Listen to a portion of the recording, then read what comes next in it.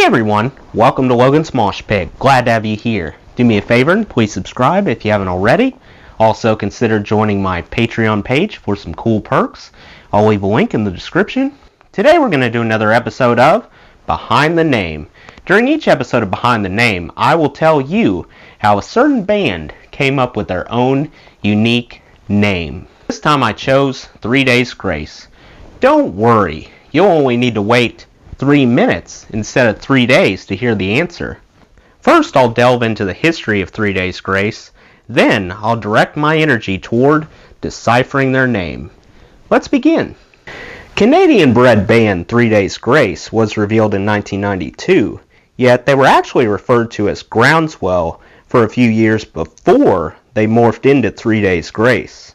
Adam Gontier lended both lead vocals and guitars, Brad Walsh brought bass, and Neil Sanderson stuck to drums. Eventually, the lead guitar role got relinquished to ZZ Top lookalike Barry Stock. The group dynamic worked well until 2013, when Adam abruptly stepped aside to start his own supergroup called Saint Asonia. Meanwhile, 3 Days Grace enlisted some assistance from Brad's brother Matt as their new singer. Although they understandably suffered a strained relationship since the unexpected split occurred, Adam and his old bandmates recently agreed to bury the hatchet, and they appear to be back on good terms again.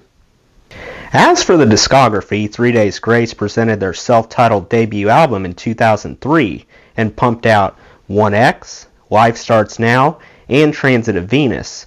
After that, Matt assumed control of vocals on Human, Outsider, and Explosions. Fittingly, each album was put out 3 years apart, except Explosions, which broke that pattern.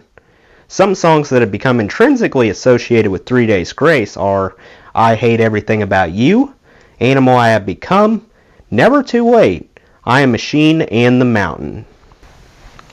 Now, let's try to determine what led to the label 3 Days Grace becoming permanently adopted by the band. According to former frontman Adam Gontier, when Groundswell's success diminished, bassist Brad Walsh entertained the idea of changing careers, so he enrolled in accounting classes, and along the way, teachers persistently drilled a concept coined the 3 Days Grace period to pay off debts into his brain. Brad told his friends what happened, and all of them expressed the same sentiment that this phrase summed up their musical style to a T.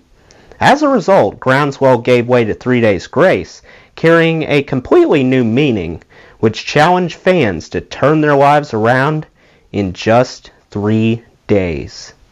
Well, now you know how 3 Days Grace got their name.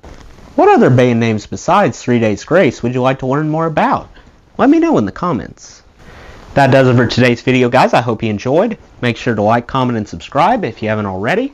I really appreciate the support. I'll see you next time. Till then, rock on.